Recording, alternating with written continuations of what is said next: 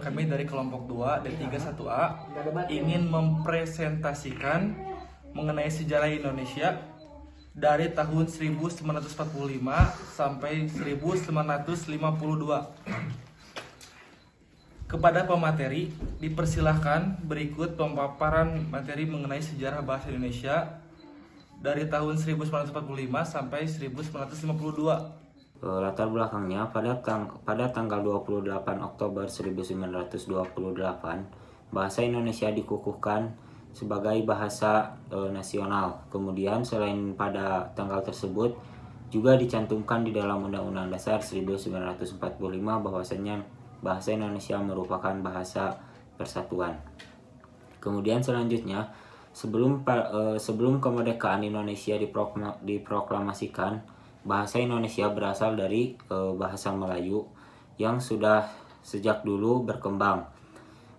Kemungkinan bahasa Melayu mulai dipakai di kawasan Asia Tenggara sejak abad ke-7 dengan ditemukannya beberapa prasasti seperti Kedukan Bukit Brangka tahun 683 Masehi, Talang Tuo Brangka tahun 684 Masehi, dan masih banyak lagi. Sejarah perkembangan bahasa Indonesia dari tahun 1945 sampai 1972. Secara historis, bahasa Indonesia berasal dari bahasa Melayu yang juga digunakan oleh beberapa negara di Asia Tenggara seperti Brunei, Malaysia, Singapura, dan beberapa negara di Afrika Selatan. Kemudian, bahasa Melayu diangkat atau dijadikan menjadi bahasa Indonesia pada peristiwa Sumpah Pemuda, yaitu pada tanggal 28 Oktober 1928. Sebenarnya bahasa Melayu bukanlah bahasa yang paling banyak dan paling populer pada saat itu, tetapi bahasa Jawa yang menjadi populer pada saat itu.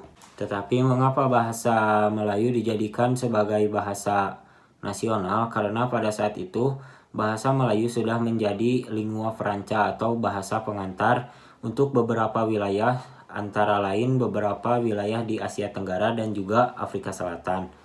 Kemudian seperti yang telah dijelaskan sebelumnya, sejarah bahasa Indonesia itu lahir pada 28 Oktober 1928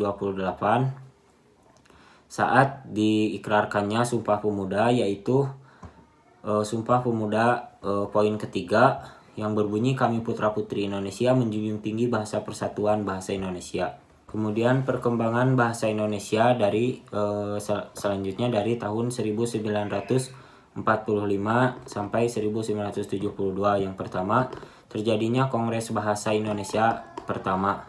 Tanggal yang terjadi pada tanggal 25 sampai 28 Juni 1938 yang dilangsungkan Kongres Bahasa Indonesia di Solo.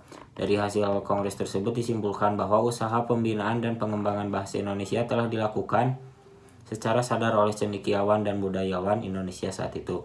Selanjutnya pada tanggal 18 Agustus 1945 ditandatanganlah Undang-Undang Dasar 1945 sebagai salah satu pasalnya, yaitu pasal 36 menetapkan bahasa Indonesia sebagai bahasa negara atau bahasa nasional dan sebagai bahasa persatuan.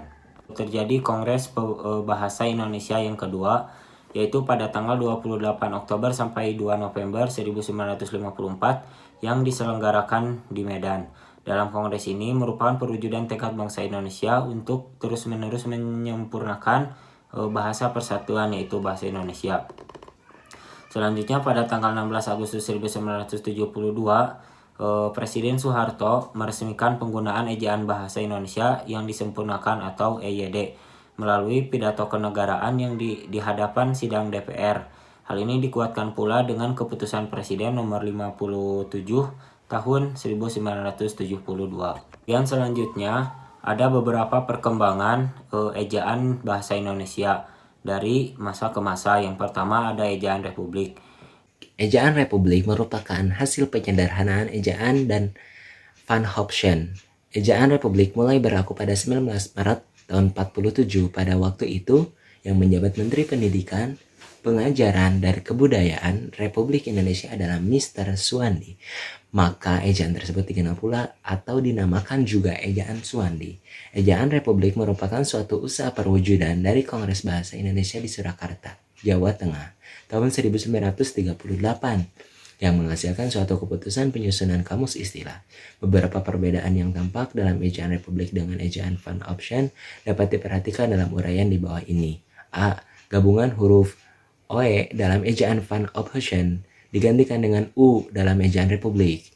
B. Bunyi hamzah dalam ejaan Van Option diganti dengan K dalam ejaan Republik. C. Kata ulang boleh ditandai dengan angka 2 dalam ejaan Republik. D. Huruf E taling dan E pepet dalam ejaan Republik tidak dibedakan. E tanda trema dalam ejaan Van Option dihilangkan dalam ejaan Republik agar perbedaan kedua ejaan itu menjadi lebih jelas di bawah ini. B. Ejaan pembaharuan. Ejaan pembaharuan merupakan suatu ejaan yang direncanakan untuk memperbarui ejaan Republik. Penyusunan ejaan ini dilakukan oleh Panitia Pembaharuan Ejaan Bahasa Indonesia. Konsep ejaan pembaharuan yang telah berhasil disusun itu dikenal dengan sebuah nama yang diambil dari dua nama tokoh yang pernah mengetuai panitia ejaan itu. Dalam hal ini Profesor Prijono dan E. Katopo pada tahun 1957 berhasil merumuskan patokan-patokan ejaan baru. Akan tetapi, hasil kerja panitia tersebut tidak pernah diumumkan secara resmi sehingga ejaan itu pun belum pernah diberlakukan. Salah satu hal yang menarik dalam konsep ejaan pembaharuan ialah disederhanakannya huruf-huruf yang berupa gabungan konsonan dengan huruf-huruf tunggal. Hal itu antara lain tampak dalam contoh di bawah ini. Yang pertama, gabungan konsonan DJ diubah menjadi J, B. Yang kedua, gabungan konsonan TJ diubah menjadi TS.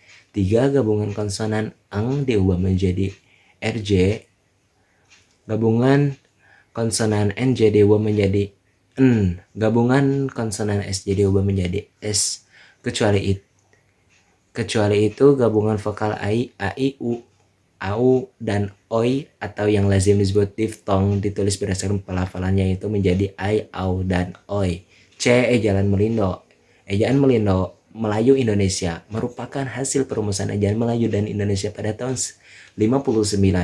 Perumusan ejaan Melindo ini diawali dengan diselenggarakannya Kongres Bahasa yang kedua pada tahun 1945 di Medan, Sumatera Utara.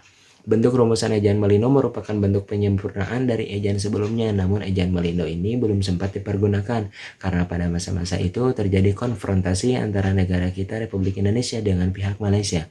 Hal yang berbeda adalah bahwa di dalam ejaan Melindo gabungan konsonan TJ seperti pada kata tinta diganti dengan C menjadi cinta. Juga gabungan konsonan NJ seperti nyonya diganti dengan huruf NC yang sama sekali masih baru. D. Ejaan baru. Ejaan atau ejaan LBK. Ejaan baru pada dasarnya merupakan lanjutan dari usaha yang telah dirintis oleh Panitia Ejaan Melindo. Panitia itu berhasil merumuskan suatu konsep ejaan yang kemudian diberi nama ejaan baru. Panitia itu bekerja atas dasar surat Keputusan Menteri Pendidikan dan Kebudayaan nomor 062-67 19 September 1967. Perubahan yang terdapat pada ejaan baru atau ejaan LBK yakni sebagai berikut. A. Gabungan konsonan DJ diubah menjadi J. B. Gabungan konsonan TJ diubah menjadi J. Gabungan konsonan NJ diubah menjadi N. Gabungan konsonan SJ diubah menjadi SJ. Gabungan konsonan CH diubah menjadi KH. Kepada yang ingin bertanya, dipersilahkan.